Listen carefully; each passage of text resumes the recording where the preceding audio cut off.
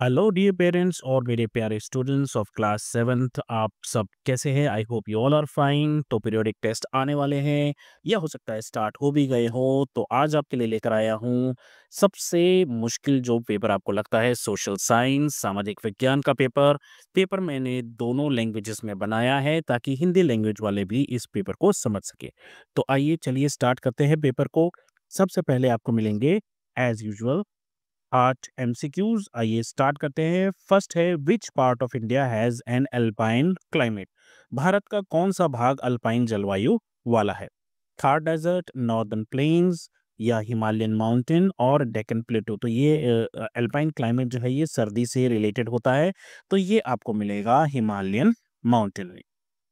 Second question है, the Mathura school is famous for? Mathura शैली किसके लिए प्रसिद्ध है? ग्रीक रोमन इन्फ्लुएंस के लिए, या फिर जो लाल बलुआ पत्थर से भारतीय देवताओं की मूर्तियां बनती है उनके लिए, ब्रॉन्ज स्टैचूज के लिए, या फिर केव पेंटिंग्स यानी कि गुफा चित्रकारी के लिए? तो करेक्ट आंसर है जो लाल सैंडस्टोन होता है उससे जो आप देवी देवताओं की मूर्तियां बनाते हैं उसके लिए। थर्ड क्वेश्चन है, which famous stupa was developed during the Shunga period? तो शुंग काल में किस प्रसिद्ध स्तूप का विकास हुआ था? सांची का स्तूप, बरहुट का स्तूप, अमरावती का, या फिर नालंदा का? तो शुंग पीरियड के दौरान जो बना था वो था बरहुट का स्तूप। फोर्थ क्वेश्चन है, Kanishka belong to which dynasty? Kanishka किस वंश का शासक था? ये है सातवाहन, या फिर शुंगास, या फिर कुशानास, या जिसको हम हिंदी में कुषाण बोलते हैं, या फिर चोलास चो। तो इसका करेक्ट आंसर है कुषाण। तो वो जो है कुषाणा वंश का शासक था। फिफ्थ क्वेश्चन है, double coincidence of wants means? क्या इसका अर्थ क्या है ये हमें बताना है। बोथ पीपल वांट मनी, दोनों लोगों को सिर्फ पैसा चाहिए। Both people want exactly each others good, दोनों लोगों को एक दूसरे की चीजें ही चाहिए। वन पर्सन वांट्स एवरीथिंग, एक व्यक्ति को सब कुछ चाहिए। और no one wants to exchange, कोई भी वस्तु का आदान प्रदान नहीं चाहता। तो डबल कोइंसिडेंस का मतलब होता है कि जो दोनों लोग हैं वो एक दूसरे की चीजें लेना चाहते हैं। ये बार्टर सिस्टम की बात हो रही है। सिक्स्थ देखिए क्या है, which human activity mainly cause climate change? कौन सी मानव गतिविधि जलवायु परिवर्तन का मुख्य कारण है? पेड़ लगाना, राइडिंग बाइसिकल, साइकिल चलाना, जीवाश्म यानी कि फॉसिल फ्यूल को जलाना, और सेविंग वाटर। तो बाकी तीन तो जो है वो पॉजिटिव है, एक ही चीज नेगेटिव है और वो है burning fossil fuels. Seventh question है, which metals were mainly used for ancient Indian coins? प्राचीन भारतीय सिक्कों के लिए मुख्य रूप से किन धातुओं का उपयोग होता था? गोल्ड, सिल्वर एंड कॉपर यानी सोना, चांदी, तांबा, aluminium and plastic, glass and clay, wood and stone. तो करेक्ट आंसर आपको भी दिख रहा है गोल्ड, सिल्वर और कॉपर। एट क्वेश्चन है, which kingdom was famous for pearl fisheries? कौन सा राज्य मोती मत्स्य पालन के लिए प्रसिद्ध था? चेरास, पांड्यास, या फिर शुंगा या कुशाना? तो ये शुंग जो थे उसके लिए सॉरी, पांड्या पांड्य के लिए था। ये बहुत ही फेमस था पेर्ल फिशरीज उस समय। उसके बाद हमारे पास कुछ क्वेश्चन आंसर आ गए हैं। आइए एक एक करके इन क्वेश्चन आंसर्स को डिस्कस करते हैं। तो नाइन्थ क्वेश्चन है, what is a micro climate? Give one example. सूक्ष्म जलवायु क्या है, एक उदाहरण दीजिए।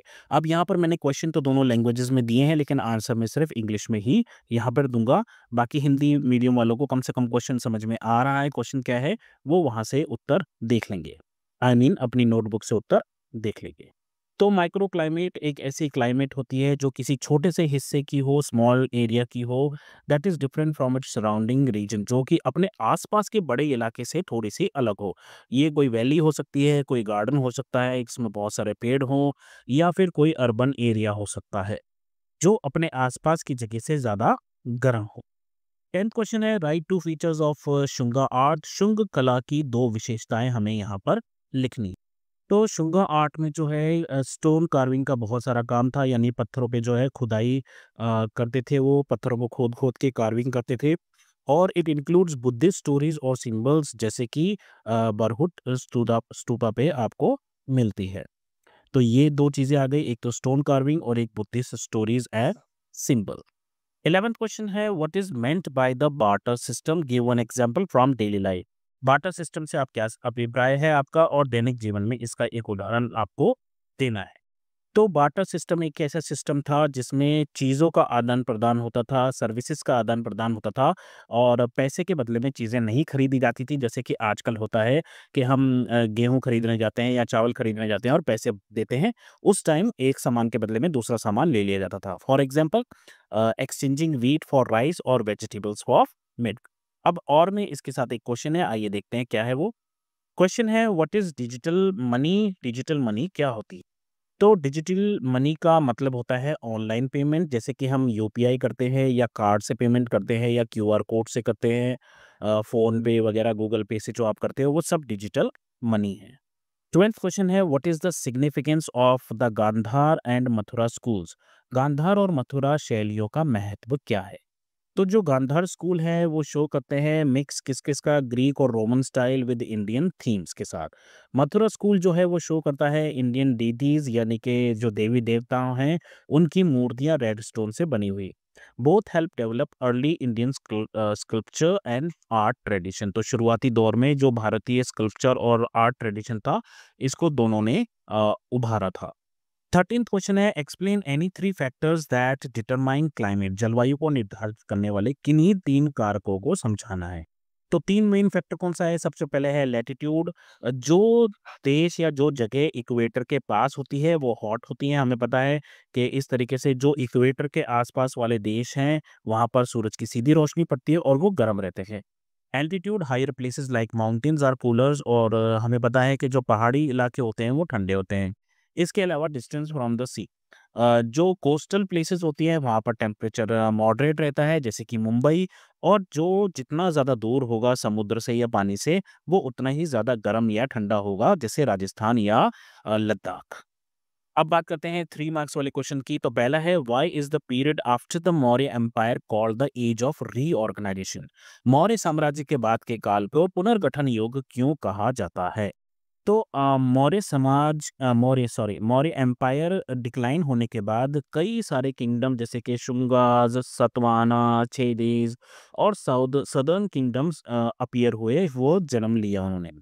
तो दे और रीऑर्गेनाइज देयर टेरिटरीज और उन्होंने अपने एडमिनिस्ट्रेशन को मजबूत किया और created new centres of power. Foreign groups जैसे कि इंडो ग्रीक्स या शाकास जो है वो भारत में एंटर हुए। Because of these political changes इस टाइम को एज ऑफ रीऑर्गेनाइजेशन कहा जाता है। 15th क्वेश्चन है write a note on Sangam literature. Sangam साहित्य पर टिप्पणी लिखी। संगम लिटरेचर जो है वो कलेक्शन है पुरानी एंशियंट तमिल पोएम्स का जिसको कई सारे पोएट्स ने लिखा था। ये हमें क्या बताती है? हमें चोलास, चेरास, पांड्यास, सोसाइटी, उनका जो ट्रेड था, वारफेयर, उन वो किस तरीके से युद्ध करते थे, लव और नेचर, मतलब उन सब के बारे में इन तमिल पोएम्स में जानकारी मिलती थी। और ये इम्पोर्टेंट हिस्टोरिकल सोर्स है जिससे हमें पता लगता है कि उस वक़्त साउथ इंडिया की जो लाइफ़ थी, लोगों की लाइफ़ थी, वो किस तरह की थी। इसी के साथ और में एक क्वेश्चन है what were the salient features of ancient Indian coins? जो प्राचीन भारत के जो सिक्के थे उनकी प्रमुख विशेषताएं क्या थी, ये हमको बताना है। तो जो पुराने सिक्के थे वो गोल्ड के बने हुए होते थे, सिल्वर के या कॉपर के। इन पे कुछ सिंबल्स बने हुए होते थे। इन पे जो रूलर्स होते थे उनका नाम होता था और क्लियर ऑब्जर्व रिवर्स डिजाइन्स होते थे, मतलब इस तरीके से डिजाइन होते थे जिसको हम आसानी से पहचान सकें। और ये क्या प्रोवाइड करते थे? ये क्लूज़ प्रोवाइड करते थे, संकेत देते थे कि किस तरह का ट्रेड है, इकोनॉमी कैसी है और राजा का व्यवहार, किंगशिप कैसा है। चलिए, अब बात करते हैं लॉन्ग आंसर क्वेश्चंस की। ये 4 मार्क्स की क्वेश्चन है। यहाँ पर 16th क्वेश्चन में 2 पार्ट्स है, ए और बी। आइए देखते हैं क्वेश्चन क्या है। Why do places near the ocean have the milder temperatures than places far away from it? What role do monsoon winds play in affecting India's climate? सागर के पास स्थित स्थानों में तापमान दूर स्थित स्थानों की तुलना में अधिक संतुलित क्यों होता है? और भारत की जलवायु को प्रभावित करने में मानसूनी हवाओं की क्या भूमिका होती है? तो ए का आंसर है जो जगह समुद्र के पास होती है वहां पर टेम्परेचर ज्यादा नहीं होता, ना बहुत ज्यादा ठंडा होता है ना बहुत ज्यादा गर्म, क्योंकि सी जो है वो जो है ठंडा भी धीरे-धीरे होता है और गर्म भी धीरे-धीरे होता है, जिसकी वजह से वो अपने आसपास की जगहों को गर्मियों में ठंडा रखता है और सर्दियों में गर्म रखता है। बी है मॉनसून विंड जो है वो देश में, इंडिया में सबसे ज़्यादा रेनफॉल करने का अगर श्रेय किसी को मिलता है तो वो मानसून की विंड्स हैं। साउथ वेस्ट मानसून जो है वो गर्मियों में बारिश लेकर आता है और नॉर्थ ईस्ट मानसून जो है वो कुछ हिस्सों में बारिश करता है साउथ के। और ये अभी जब मैं आपको आगे एक वो दिखाऊँगा मैप, तो उसमें भी ये चीज़ समझाऊँगा कि ये साउथ वेस्ट मानसून और नॉर्थ ईस्ट मानसून क्या है। These winds control India's agriculture seasons and climate. तो गर्मी से राहत मिलती है, लोगों को एग्रीकल्चर के लिए पानी मिलता है और सीजन बदलते हैं, क्लाइमेट बदलती है। 17th क्वेश्चन है write a detailed note on Satavahana. तो सातवाहनों पर हमें विस्तृत विवरण लिखना है। तो जो सातवाहन थे वो रूल करते थे डेक्कन रीजन में। डेक्कन रीजन कौन सा है? जो डेक्कन प्लेटो का हिस्सा है वो डेक्कन रीजन है। उनका जो सबसे फेमस रूलर था वो था Gautamiputra Satakarni. They issued coins with ship symbols showing sea trade. मतलब उसके राज्य में जो है शिप के सिंबल के कॉइन्स मिलते थे। कॉइन के ऊपर शिप का सिंबल होता था। और वहाँ जो औरतें थी उनका बहुत इम्पोर्टेंट रोल होता था। क्वीन जैसे कि गौतमी बालाश्री जो है उनका भी ज़िक्र मिलता है इंस्क्रिप्शंस पे। इंस्क्रिप्शन क्या होता है? खोद कर लिखी हुई चीज़ें। दे सपोर्टेड बुद्धिज्म और आर्ट और ट्रेड, इन सबको वो सपोर्ट करते थे। There kingdom connected north and south India and encouraged economic growth. तो उस टाइम इतना नॉर्थ और साउथ में डिफरेंस नहीं था जितना आजकल लोगों को देखने को मिलता है। इसी के साथ और में एक क्वेश्चन है describe the contributions of Kharavela's and the Chedis. यानी कि खरवेल और चेदी वंश में का योगदान जो है उसका हमें वर्णन यहाँ पर करना है। तो खरवेल जो है एक पावरफुल चेदी किंग होते थे, जिनको हाथी गुम्फा इंक्रिप्शन जिनका ज़िक्र मिलता है, ठीक है? और ही एनकरेज्ड जैनिज़्म। इन्होंने कई केव्स बनाए जैसे कि उदयगिरी, खंडगिरी में।